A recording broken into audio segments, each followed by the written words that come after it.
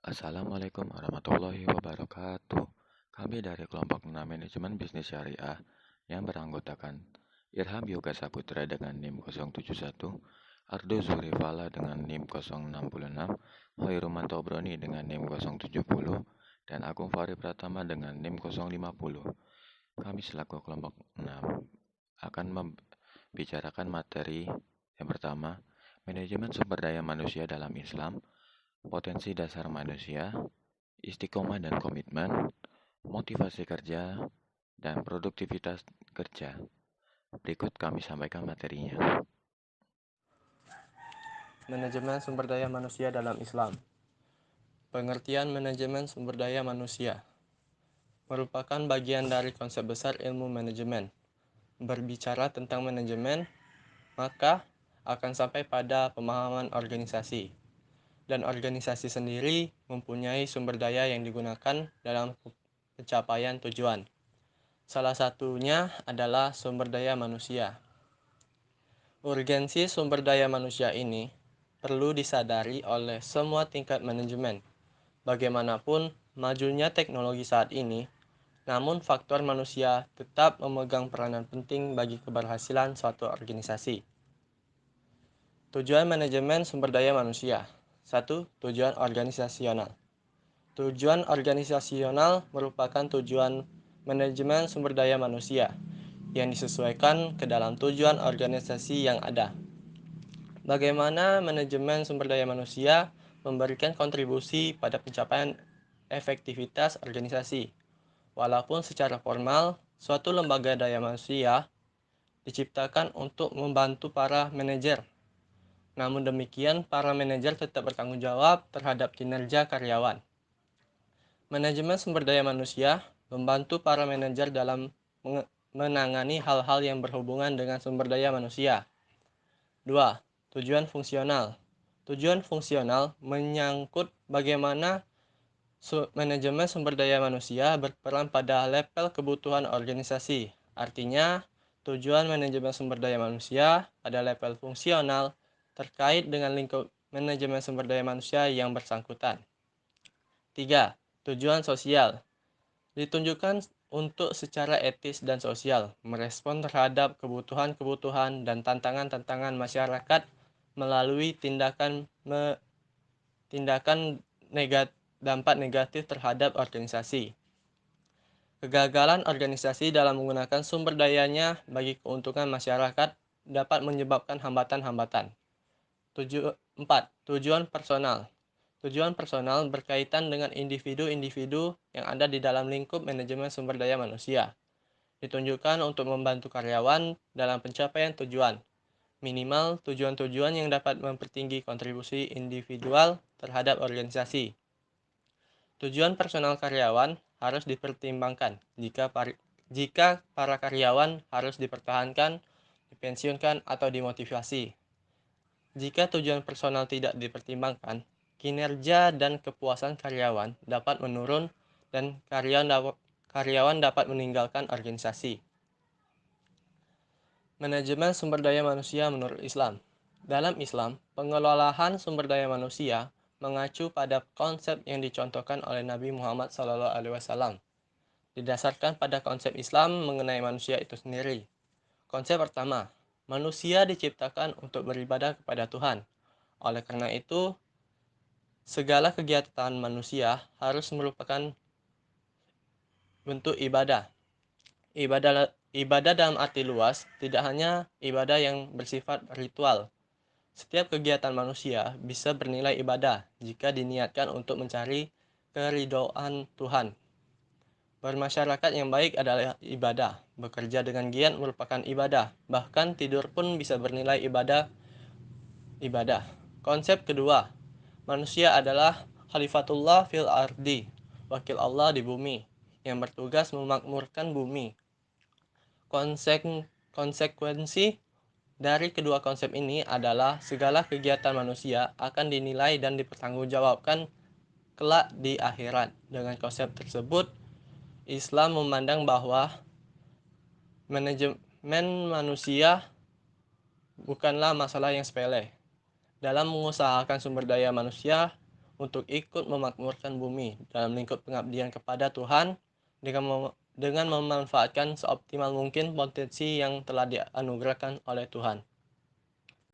Potensi dasar manusia. Potensi dasar manusia terdiri dari potensi internal dan potensi eksternal.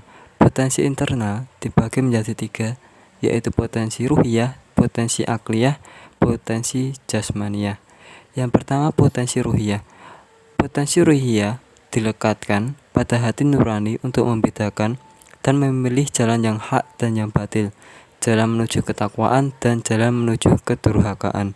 Di dalam hati setiap manusia tertanam potensi ini yang dapat membedakan jalan kebaikan atau kebenaran dan jalan keburukan atau kesalahan.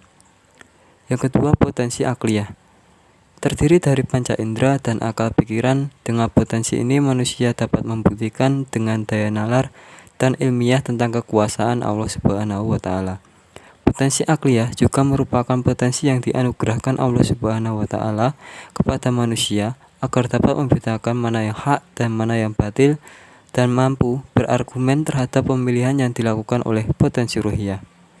Yang ketiga, potensi jasmaniyah, yaitu kemampuan tubuh manusia yang telah Allah Subhanahu wa taala ciptakan dengan sempurna, baik rupa, kekuatan, dan kemampuan.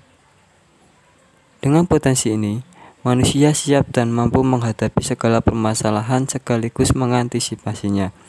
Di samping itu, manusia juga dapat mengaktualisasikan dirinya sebagai makhluk yang mulia dan memiliki kedudukan yang lebih tinggi dari makhluk lain dan berbekal potensi.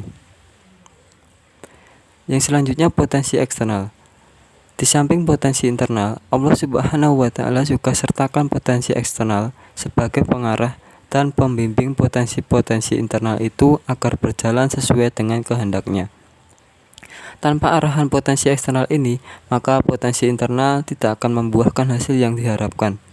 Potensi eksternal berupa potensi huda dan potensi alam. Unsur lain dalam diri manusia adalah kalbu. Dengan kalbunya ini terbuka kemungkinan manusia untuk menjadi dirinya sebagai makhluk bermoral, merasakan keindahan, kenikmatan beriman, dan kehadiran ilahi secara spiritual. Istiqomah hal yang mudah diucapkan tapi sulit untuk dilakukan. Orang lebih mudah untuk terombang-ambing mengikuti arus, kadang semangat, kadang tidak, kadang berbuat baik, kadang sebaliknya. Kemana angin bertiup kita mengikutinya, tapi tidak punya tujuan dan arah yang jelas mau kemana. Istiqomah harus diusahakan dan diperjuangkan karena itu merupakan sarana kita untuk makin mendekatkan diri pada ilahi. Berkeinginan terlalu besar, berambisi yang muluk-muluk, senang berandai-andai, merupakan penghambat istiqomah. Sebaliknya, memulai dari rutinitas dan kebiasaan yang baik bisa menguatkan sikap istiqomah kita. Allah lebih suka amalan yang kecil yang dilakukan terus-menerus daripada amalan besar yang hanya sekali. Istiqomah perlu komitmen dari diri pribadi, sesuatu yang sifatnya internal, bukan suruhan atau paksaan dari pihak luar. Jika faktor istiqomah berasal dari pihak luar saja, maka saat faktor eksternal itu hilang, maka semangat untuk istiqomah pun hilang. Sebaliknya, jika istiqomah disadari dari diri pribadi, maka ada atau tidak ada suruhan pihak luar, dia akan tetap berkomitmen pada kebaikan. Yang mengawasinya adalah Allah sendiri, bukan orang lain. Komitmen. Menurut Kamus Besar Bahasa Indonesia (KBBI), komitmen adalah tindakan untuk melakukan sesuatu. Dengan kata lain, komitmen merupakan bentuk dedikasi atau kewajiban yang mengikat kepada orang lain, hal tertentu atau tindakan tertentu. Komitmen sendiri bisa dilakukan dengan cara sukarela atau tanpa unsur paksaan. Banyak orang menjalani komitmen pada suatu karena mencintai apa yang mereka lakukan. Selain itu, sebagian orang berkomitmen karena takut kehilangan ketika tidak membuat ikatan tersebut. Komitmen suka keadaan di mana seseorang menjadi terikat oleh tindakan sehingga memunculkan keyakinan yang menunjang aktivitas dan keterlibatannya. Seperti yang sudah diketahui, hampir setiap orang pernah melakukan sebuah komitmen, baik untuk diri sendiri, organisasi, atau keluarga. Motivasi kerja. A. Pengertian motivasi. Motivasi secara sederhana dapat diartikan sebagai motivating, yang berarti bahwa pimpinan suatu organisasi berada di tengah-tengah bawahannya. Dengan demikian, dapat memberikan bimbingan, instruksi, nasihat, dan koreksi jika diperlukan. Sedangkan pendapat lain mengatakan bahwa motivasi adalah dorongan yang ada dalam diri manusia yang menyebabkan ia melakukan suatu pekerjaan.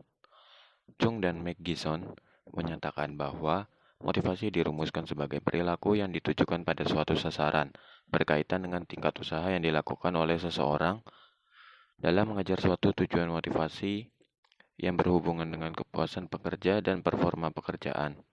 Jadi, performa di sini adalah fungsi dari motivasi kerja dan kemampuan. Motivasi selalu menjadi perhatian utama dari para manajer, karena motivasi berhubungan erat dengan keberhasilan seseorang, organisasi, atau masyarakat dalam tujuannya. Jadi dapat disimpulkan bahwa motivasi kerja adalah dorongan yang tumbuh dalam diri seseorang untuk melakukan suatu pekerjaan dengan semangat tinggi, menggunakan semua kemampuan yang dimilikinya, dan bertujuan untuk mendapatkan hasil yang sesuai dengan keinginan. B. Faktor-faktor motivasi kerja. Motivasi seseorang pekerja untuk bekerja biasanya merupakan hal yang rumit, karena motivasi itu melibatkan faktor-faktor yang sangat berpengaruh kepada individu maupun organisasi. Faktor-faktor tersebut adalah 1. Faktor individu. Yang pertama, kebutuhan. Merupakan hak yang dimiliki setiap pekerja untuk mendapatkan apa yang diinginkannya. Yang kedua, kemampuan, abilities, adalah sesuatu yang digunakan untuk mempermudah pekerjaan yang dilakukan. 2. Faktor organisasi. Yang pertama, pembayaran atau gaji. Setiap pekerja berhak mendapatkan gaji untuk kelangsungan hidupnya, dan gaji dapat diartikan sebagai alat motivasi untuk bekerja agar bekerja lebih baik. Yang kedua, keamanan pekerjaan. Kenyamanan dalam pekerjaan menjadi suatu penentu, dibuktikan dengan keamanan setiap pekerja, agar pekerjaan yang dilakukan sesuai dengan tujuan. Yang ketiga, sesama pekerja. Rekan atau partner dalam perusahaan adalah seseorang yang mampu memberikan semangat dan bantuan dalam pekerjaan yang dilakukan, sebagai bentuk hubungan yang baik antara sesama pekerja. Yang keempat, pengawasan. Pengawasan dari atasan dapat membuat setiap pekerja melakukan pekerjaan yang sesuai dengan tujuan organisasi. Yang kelima, pujian. Pujian untuk para pekerja yang baik dapat memberikan dorongan bagi pekerja itu sendiri untuk lebih semangat dalam melakukan pekerjaannya. Yang keenam, pekerjaan itu sendiri. Pekerjaan yang sesuai dengan kemampuan seorang pekerja akan mempermudah pekerjaan yang harus dilakukan. Produktivitas kerja. Yang pertama, pengertian produktivitas kerja adalah ukuran perbandingan kualitas dan kuantitas dari seorang tenaga kerja dalam satuan waktu untuk mencapai hasil atau prestasi kerja secara efektif dan efisien dengan sumber daya yang digunakan. Yang kedua, tujuan produktivitas, yaitu menghasilkan atau meningkatkan hasil barang dan jasa setinggi mungkin dengan memanfaatkan sumber daya secara efisien. Yang ketiga, faktor-faktor yang mempengaruhi produktivitas kerja. Yang pertama, pengetahuan. Pengetahuan merupakan akumulasi hasil proses pendidikan baik yang diperoleh secara formal maupun non-formal. Keterampilan memberikan kontribusi pada seseorang di dalam pemecahan masalah, daya cipta, termasuk dalam melakukan atau menyelesaikan pekerjaan. Yang kedua, keterampilan atau skill. Keterampilan merupakan kemampuan dan penguasaan teknis operasional mengenai bidang tertentu yang bersifat kekaryaan. Skill diperoleh melalui proses belajar dan berlatih serta berkaitan dengan kemampuan seseorang untuk melakukan atau menyelesaikan pekerjaan-pekerjaan bersifat teknis. Yang ketiga, kemampuan atau abilities. Salah satu faktor yang mempengaruhi produktivitas kerja adalah kemampuan. Abilities atau kemampuan terbentuk dari sejumlah kompetensi yang dimiliki oleh seorang pegawai. Yang keempat, sikap atau attitude. Attitude merupakan suatu kebiasaan yang memiliki pola. Apabila pegawai memiliki kebiasaan baik, hal tersebut dapat menjamin perilaku kerja yang baik pula. Sebagai contoh, seorang pegawai yang memiliki kebiasaan tepat waktu, disiplin akan berbanding lurus juga dengan perilakunya. Yang kelima, perilaku atau behaviors. Sesuai yang sudah dijelaskan sebelumnya, perilaku berasal dari attitude atau sikap seseorang. Sikap yang baik akan menghasilkan perilaku yang baik juga. Dengan perilaku yang baik, produktivitas kerja akan tercipta dengan efisien. Yang keempat, cara meningkatkan produktivitas kerja.